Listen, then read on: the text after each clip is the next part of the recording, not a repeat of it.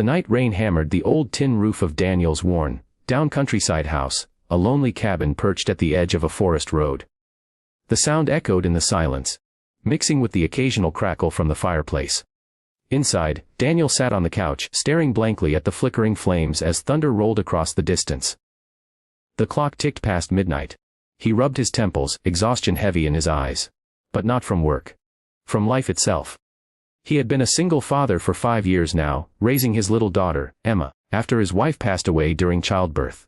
Since then, the world had felt colder, quieter. Every laugh from Emma was a miracle that kept him moving. He worked odd jobs. Mechanic by day. Delivery driver by night, barely scraping by, but his love for her never faltered. That night, however, the peace shattered. A desperate pounding at the door jolted Daniel to his feet. It was frantic, urgent. The kind of knocking that carried fear. Emma stirred from her sleep upstairs, calling softly, "Daddy." "It's okay, sweetheart," he said, grabbing the flashlight and heading to the door. The moment he opened it, his breath caught. A woman stood there, soaked to the bone, trembling, her face streaked with rain and tears. In her arms, she clutched a small boy, no older than 8, his eyes wide and frightened. Both looked like they had run through hell. "Please," she gasped, voice cracking. "Help us." Daniel hesitated only a second before pulling them inside. The warmth of the fire hit their wet clothes, and steam rose around them. The boy buried his face against his mother's chest, silent but shaking. Daniel grabbed a blanket, wrapping it around the child, then guided the woman to sit near the fire. "What happened?" he asked, his tone gentle but edged with concern. The woman opened her mouth, then broke down, sobbing. They threw us out. My husband's family, they said I was bad luck. After he died. They didn't want us anymore." Daniel's jaw tightened. He had seen cruelty before, but hearing it always burned fresh. "I'm Daniel," he said quietly. "You're safe here, both of you." She lifted her eyes, green, shimmering with pain and gratitude. "I'm Grace. And this is my son Noah." The Noah clung to her side, his small fingers clutching the blanket tightly. His face was pale, but there was something strange in his eyes. Something Daniel couldn't quite place. Not fear exactly, but a depth that seemed older than his years. Grace thanked him over and over, apologizing for the intrusion, but Daniel waved it off. He heated some soup and let them eat. As they sat together, the fire casting soft light over their faces, a quiet understanding began to form between them. After Emma came down, curious and sleepy-eyed, Daniel introduced her. "This is Emma," he said. "She's 7. Grace smiled faintly. "Sweetheart." And Emma, shy at first, looked at Noah. "You can play with my toys tomorrow," she said softly. That simple kindness broke something in Grace. Tears welled again. But this time they weren't from fear. They were from relief. Hours later, after Emma and Noah had fallen asleep upstairs, Grace sat near the fireplace, her hands wrapped around a mug of tea. The flickering light painted her face in golden tones, but the bruises on her cheekbones stood out. Daniel noticed them and swallowed hard. "He did that?" he asked quietly. She froze, then nodded, eyes downcast. "Before he died, my husband, he changed. The business pressure, his family's greed, it made him cruel. When he passed, I thought his family would show mercy. Instead, they turned on me, said Noah wasn't worthy of their name." Daniel leaned back, a deep sadness in his eyes. "People can be monsters." She looked up. "Why are you helping us? You don't even know us." He stared into the fire, the memories of his late wife flickering in his mind. "Because once, someone helped me when I was at my lowest. I guess I'm just passing it on." Grace's lips trembled with gratitude she couldn't express. That night, while everyone slept, Daniel sat alone again, watching the storm ease outside. He should have felt uneasy having strangers under his roof, but he didn't. Something about Grace and the boy felt right. Like fate had placed them at his door. He glanced toward the guest room where they slept. For the first time in years, his house didn't feel empty. But as lightning flashed across the night sky, something else stirred in the darkness, something unseen, waiting. Because what Daniel didn't know, what even Grace herself barely understood, was that Noah wasn't just an ordinary boy cast out by cruel in-laws. His late father had been the heir to one of the country's most powerful business empires. And Noah was the last living bloodline to a billion-dollar legacy. And the people who had thrown them out weren't done yet. The morning broke quietly, sunlight slipping through the thin curtains and painting warm streaks across the wooden floor. The storm was gone, leaving behind the scent of wet earth and pine. Birds chirped faintly in the distance. Inside the cabin, the calm returned, though beneath it, unspoken tension lingered like mist after rain. Daniel woke early, as he always did, to prepare breakfast before heading to his workshop in town. He moved quietly, frying eggs, cutting bread, and pouring coffee. For the first time in years, he cooked enough for more than two. When Grace entered the kitchen, wearing one of Emma's oversized sweaters and looking fragile but softer somehow, Daniel caught himself smiling. "You didn't have to make so much," she said shyly, her voice still carrying that tremor of uncertainty. Daniel shrugged. "You both need it more than I do. Noah's growing, and well, you look like you haven't had a real meal in days." Her lips twitched into a faint smile. "You're right about that." Noah and Emma soon joined them, giggling as they sat together. The boy was quiet but polite, thanking Daniel for the food. When Emma offered him a slice of jam-covered toast, his face lit up in a way Grace hadn't seen in months. Daniel noticed that too. How Noah's small gestures seemed weighted, almost cautious, as if he had learned to measure every emotion before letting it show. After breakfast, Daniel drove into town, leaving Grace and the kids behind. Grace helped Emma tidy up the kitchen, and then the two children played in the backyard. Watching them from the porch, Grace felt her chest tighten with something that felt like peace. Something she hadn't known in years. But peace, she knew, never lasted long. That afternoon, as she hung laundry behind the cabin, she froze at the sound of a car engine approaching from the distant road. Her heart skipped. No one ever came out here. Daniel had said that himself. She quickly stepped forward, squinting toward the curve in the dirt path. A black sedan. Polished, sleek, out of place among the muddy tracks and tall grass. The car slowed, stopped, and a man stepped out. Tall, suited. Carrying an air of authority that chilled her to the bone. "Grace," he said, his voice calm but sharp like a blade. "You've made this difficult." Her blood ran cold. "Mr. Hale," she whispered. He was her late husband's uncle. One of the powerful Hales who controlled her husband's company. The same man who had stood silent when they'd cast her and Noah out. Grace instinctively moved in front of the clothesline, shielding the cabin from view. "How did you find us? You didn't think we'd stop looking, did you?" His smile didn't reach his eyes. "Noah is still part of the Hale family, whether you like it or not. We simply need to make sure he doesn't fall into the wrong hands." Her voice trembled. "You mean you want to take him away from me?" He sighed, feigning pity. "You've had your time, Grace. You were never fit to raise him. You know what's at stake. That company, our name, can't fall to someone like you." She backed away slowly, clutching the laundry basket like a shield. "Get off this property." Mr. Hale's smile vanished. "You forget who you're talking to." He took a step forward, but before he could say more, a familiar voice cut through the air. "Everything okay here?" Daniel's truck had just pulled into the driveway. He jumped out, wiping his hands on a rag, his brow furrowed. He glanced between Grace and the stranger, sensing trouble immediately. Grace exhaled shakily. He was just leaving. Mr. Hale looked Daniel up and down, unimpressed. "And you are?" "Someone who doesn't like uninvited guests harassing people on my land," Daniel replied evenly. The tension between them crackled. Mr. Hale hesitated, then gave a tight, condescending smile. "Enjoy your little charity case while it lasts, Mr. Whatever your name is. But this isn't over." He turned, got back in the car, and drove off, leaving behind only the echo of his words and the churned mud of his tires. Grace's hands were still trembling. Daniel walked closer, lowering his voice. "Who was that?" She swallowed hard, tears threatening. "Someone from my husband's family. They want to take Noah." Daniel frowned deeply. "Why? What's so important about him?" Grace hesitated.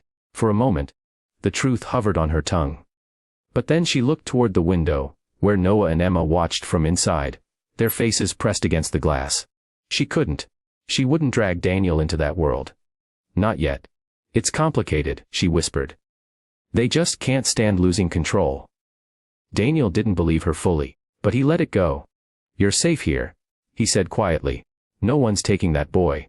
That night, Grace sat by Noah's bedside as he slept. His face looked peaceful.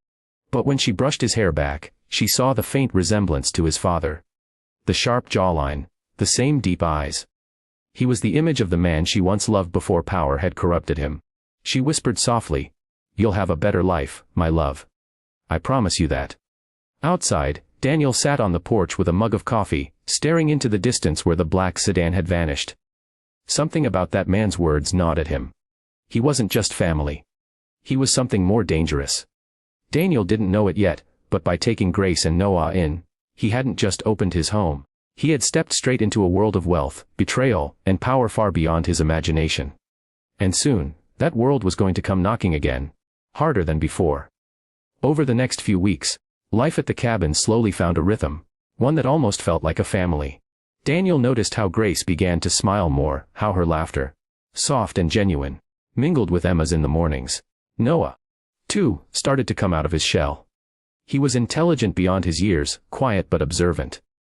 Sometimes Daniel caught him staring at things like the radio or the old engine Daniel worked on in a shed, his eyes curious, analyzing, as if he were seeing through the metal itself. One evening, Daniel took the kids fishing by the river. The sun was setting behind the pines, casting long streaks of orange over the water. Emma was splashing about in her rain boots, and Noah sat beside Daniel, watching the bobber float in the current. "You ever gone fishing before?" Daniel asked. Noah shook his head. "My dad never took me anywhere," he said softly. "He was always busy." Daniel nodded, sensing the weight behind those words. "Well, around here, we make time for things that matter." Noah glanced up at him, then smiled a little, a rare, unguarded smile. It warmed Daniel's heart. That night, while the children slept, Grace and Daniel sat outside on the porch. Fireflies blinked across the grass, and the moon hung low and heavy. Grace wrapped her hands around a mug of tea, glancing at Daniel's face illuminated by the faint light. "I don't know how to thank you," she said. "You've done more for us in a month than anyone ever has." Daniel smiled, his eyes on the horizon. "You don't have to thank me. Sometimes people just end up where they're meant to be." Grace hesitated, then whispered, "Do you ever think about your wife?" His expression softened. "Every day," he admitted. "But I've learned not to drown in it. She'd want me to live for Emma's sake. For my own." Grace nodded, her eyes glistening. "I wish I had that kind of strength." He turned toward her. "You do. You just haven't realized it yet." For a moment, their eyes met. Two broken souls finding a strange, quiet comfort in each other's company. It was subtle, unspoken, but it hung between them like a fragile thread. But peace, as always, had its limits. That weekend, Daniel took the kids into town for supplies. Grace stayed behind to clean the cabin. When the phone rang, a number she didn't recognize, she froze. Her hands trembled as she picked up. "Hello, Grace." The voice sent a chill down her spine. It was Mr. Hale again. "What do you want?" she demanded, her tone shaking. "You're making a mistake, hiding out like this," he said smoothly. "You think that man can protect you? You're putting him, and his little girl, in danger." Grace's throat tightened. "Leave them out of this." "Oh, I wish I could," Hale replied, almost amused. "But you know what happens when people stand in the way of the Hales. I'm giving you one last chance. Bring Noah to the address I'll send. Do that, and no one gets hurt." Grace's knees nearly buckled. "If I don't." There was a long pause, then a low, cold chuckle. "Then I'll make sure Daniel learns the cost of playing hero." The line went dead. Grace stood frozen, the phone slipping from her grasp. Her heart raced violently. She knew Hale wasn't bluffing, he never did. His threats were promises. When Daniel and the kids returned later that day, Grace tried to act normal, but he noticed her pale face, the tension in her movements. "You okay?" he asked. She forced a smile. "Just tired. Too much cleaning." He didn't push, but unease lingered in his eyes. That night, Grace sat at the kitchen table long after everyone had gone to bed, staring at the note she'd written in trembling handwriting. "I'm sorry. Thank you for everything. Please don't follow us." The tears blurred the words. She folded the note and placed it under the salt shaker where Daniel would find it in the morning. Then she quietly packed a small bag, lifted Noah from his bed, and whispered, "We have to go, sweetheart." Noah stirred. "Mom, why?" She swallowed hard. "Because some people don't want us here. But we'll be okay. I promise." They slipped out into the darkness, the wind rustling the trees. Grace's heart pounded as she carried her sleeping son toward the main road, where an old bus station sat under a flickering light. But as she reached the stop, headlights flared across the field behind her. A car. Then another. Panic shot through her. She clutched Noah tighter and began to run. But it was too late. Two black sedans screeched to a stop in front of her, blocking the path. Doors flew open, and men in suits stepped out. Hale emerged last, his face calm, cruel, and certain of victory. "Grace," he said, voice dripping with false sympathy. "You should have taken my offer." Grace held Noah behind her, trembling. "You won't take him?" "Please," Hale said, raising a hand. "Let's not make this ugly. The boy belongs with his family." Suddenly, a roaring sound came from behind. A truck barreling down the dirt road, headlights blinding. Hale turned sharply as the vehicle screeched to a stop between them. Daniel jumped out, eyes blazing. "Get away from her," he said, his voice low and furious. Hale smirked. "You're making a mistake, Mr. Fisher, was it?" Daniel took a step forward. "The only mistake I made was letting snakes like you anywhere near them." In the tense silence that followed, Noah clutched his mother's hand, eyes wide with terror. Hale nodded to one of his men. "Teach him what happens to heroes." The man moved, but Daniel was faster. He lunged forward, swinging the tire iron from his truck, knocking the man to the ground. Chaos erupted. Grace screamed as Daniel fought off two attackers, his raw strength fueled by fury. Hale stepped back, his face twisted with rage as he shouted for them to grab the boy. But amid the chaos, Noah broke free, running toward Daniel, crying, "Stop. Please stop." The headlights flashed, the rain began to fall again, and in that moment, something would change forever. Because the truth, the one Grace had fought to keep buried, was about to surface in front of everyone. The rain poured harder, washing over the chaos like nature itself was bearing witness to the confrontation. Daniel stood soaked and panting, his knuckles bloodied from the fight. Two of Hale's men were down, groaning in the mud. Grace clutched Noah tightly, shielding him from the storm. Hale straightened his soaked jacket, his patience gone. "'Nuff!" he barked, his voice slicing through the thunder. "You have no idea who you're protecting, Daniel. Step aside before you lose more than just your pride." Daniel glared, rain dripping from his brow. "You threaten my home, my family." "Family?" Hale sneered. "She's not your family. She's a stain the Hales were foolish enough to tolerate." Daniel's jaw tightened. "You don't get to talk about her that way." Hale smirked coldly. "And the boy? Your precious little guest. He's not just some orphan you took pity on. He's Noah Hale, heir to the Hale dynasty. Billionaire blood runs in his veins." Grace froze, her breath catching as Hale's words sliced through the night. Daniel blinked, his mind reeling. What did you just say?" Hale's expression twisted into something between triumph and disgust. "That boy's father was my nephew. The rightful successor to Hale Industries. His death left everything in disarray, shares, power, legacy. And this woman," he spat, pointing at Grace, "ran off with his son, thinking she could hide the Hale fortune from us." Daniel turned to Grace, his heart hammering. "Is that true?" Grace's eyes glistened with tears. She tried to speak, but her voice cracked. "I didn't want any of this. After he died, they wanted to control Noah. To turn him into a pawn. I just wanted him to be a child, to live free." Daniel stepped closer, his voice barely above a whisper. "You should have told me." But tears mixed with the rain on her cheeks. "I wanted to, but I didn't want you dragged into it. I didn't want them to hurt you, Daniel." Hale clapped slowly, mocking, touching, "Truly. But enough of this melodrama, hand the boy over. You're outnumbered, and you don't stand a chance." Daniel glanced around. The other men were starting to get up, circling again. He could feel his pulse pounding in his ears, his muscles trembling. Grace looked terrified, clutching Noah's hand. Then Daniel spoke, his voice calm but dangerous. "You're right. I'm outnumbered." He took a slow step forward. "But there's one thing you don't understand about men like me, Mr. Hale. We don't scare easy. Especially when it comes to protecting people we care about." Before Hale could react, Daniel swung the tire iron again, knocking another man aside. Grace grabbed Noah and ran toward the truck. Hale shouted, "Stop them." The next seconds blurred into chaos. The roar of the engine, the slamming of car doors, tires skidding in the mud. Daniel jumped into the driver's seat, and the truck fishtailed across the wet road, headlights slicing through sheets of rain. "Hold on!" he yelled as they sped away, Hale's cars in pursuit. Grace clung to Noah in the back seat, sobbing. "I'm sorry, Daniel, I didn't want this to happen." He gritted his teeth. "You don't have to apologize. We'll lose them." But the sedans were closing in, their headlights flashing behind them. The narrow forest road wound sharply, and Daniel swerved hard, the tires barely gripping the slick mud. Branches slapped the windshield as they tore through the darkness. Suddenly, one of the cars rammed them from behind. The impact jolted everyone forward. Noah screamed, and Grace cried out. "Hang on!" Daniel shouted.